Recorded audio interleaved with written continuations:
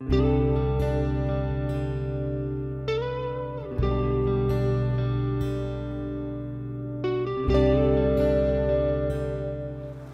welkom. Dis verbaasend tot watter lengtes ons sal gaan om tyd te spaar. So 'n paar maande gelede moes ek my bestuurderslisensiekaart hernie en ek ry deur na die lisensiekantore in Randburg in Johannesburg. En ek vra vir iemand wat daar werk, hoe lank is die wagtydperk? Hoe lank gaan ek in die tou moet staan? Sy antwoord omtrent so 3 ure. Wie het tyd om vir 3 ure in 'n tou te staan? So na 'n vinnige Google search klim ek in my motor en ek ry Kreersdorp toe, want volgens die aanlyn opmerkings is hulle nogal effektief. Ek kom maar aan en dit neem 2 ure om my lisensiekaart te prosesseer. Ek het so pas 'n uur gery in die verkeer om 'n uur te spaar om nie in 'n tou te moet staan nie. So dalk sou dit vinniger wees as net in Randburg gewag het. Die woord wag beteken in Engels to abide of to remain. Maar hierdie is die ding, wag pas nie in ons samelewing in nie. Daar is hierdie persepsie dat die lewe net om ons gaan. Dat ons die middelpunt van ons heelal is. Dat goed moet gebeur op ons tyd en dit is die enigste tyd wat regtig saak maak. En in die woorde van Harvey Specter in die TV-reeks Suits, according to me is the only according to me that matters. Wat is die konsekwensies van 'n lewe waarin ons nie kan wag nie?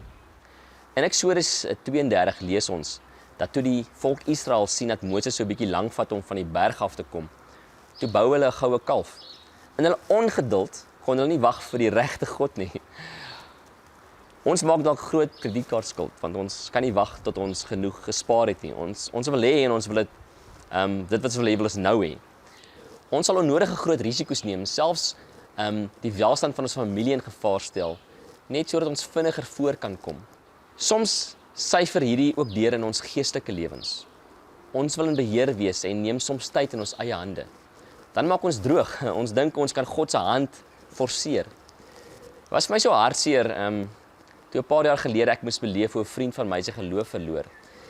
En dit oor ongeduld. Hy het baie skuld aangaan om dit wat hy gevoel het hy vir die Here moet doen, te kon bereik. En die probleem was hy het heeltemal buite gemeenskap gefunksioneer.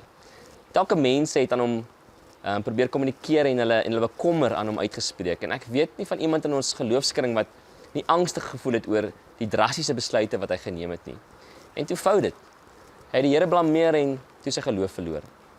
As ek vandag hieraan terugdink, dan raak ek bewus dat hy nie teenwoordig was vir die stemme wat in sy lewe was nie.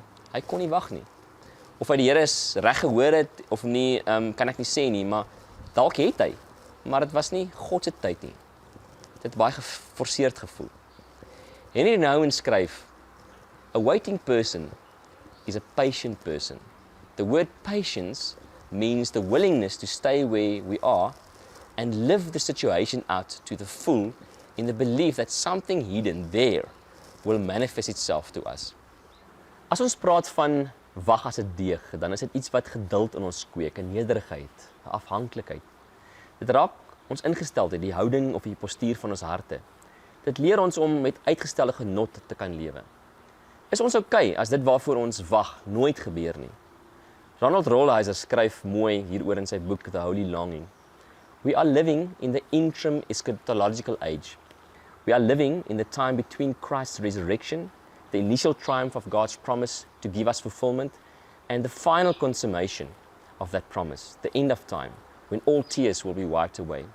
During that time, and it is an interim time, we will always live in tension, waiting for the final consummation of history and our lives. Our happiness depends not on overcoming this, which we cannot do in any case, but making our peace with it. And the peace is not made by stoic acceptance that we cannot have it all in this life. It is made by living our incompleteness in the face of a future promise. Rolheiser praat hier van 'n ingesteldheid. Lukas skryf van 'n man wat sy hele lewe lank met 'n hoop en 'n afwagting geleef het en beskryf iets van hierdie man se ingesteldheid. Ons lees sy verhaal in Lukas 2. Daar het destyds 'n man met die naam van Simeon in Jerusalem gewoon. Hy was getrou aan die wet en vroom en het uitgesien na die koms van die verlosser van Israel. Die Heilige Gees was op Simeon en het aan hom bekend gemaak dat hy nie sou sterwe voordat hy die gesalfde van die Here gesien het nie. Deur die Gees gelei, het hy opgegaan na die tempel toe. Toe die ouers die kindjie Jesus bring om vir hom die gebruikelike bepalings van die wet na te kom, het Simeon hom in sy arms geneem en God geprys en gesê: Here, laat u dienaar nou in vrede gaan volgens u woord, omdat my oë u verlossing gesien het, wat u gereed gemaak het voor die oë van al die volke, 'n lig tot die verligting van die nasies en tot eer van die volk Israel. Iets van die manier waarop Simeon gewag het, is baie eerbaar en ook aantreklik. Jy tel nie 'n ongeduldheid by hom op nie. Sy motivering was nie selfsugtig nie, of vir sy eie belang nie. Daar was nie 'n negativiteit nie, maar 'n afwagting. Hy het uitgesien na die koms van die Verlosser. Hy was getrou en vroom. Dalk kan ons iets by Simeon leer. Ons sien iets van 'n koneksie tussen hom en God. Simeon het sy hele lewe gewag vir daai Kairos oomblik. Hy het gewag op God se tyd. God het iets aan hom geopenbaar en hy was geduldig tot die einde van sy lewe. Hy het nie vertroue en geloof verloor nie. Dan gaan Simeon op die regte oomblik oor in aksie. Hy gaan na die tempel en God se belofte breek voor hom oop. Simeon se voorbeeld behoort die ongeduld waarmee ons soms wag aan te spreek en behoort ons te nooi na 'n ander ingesteldheid. Kom ons bid saam. Here, vergewe ons ongeduld, waar ons soms voel ons u arm wil draai en ons wil kry.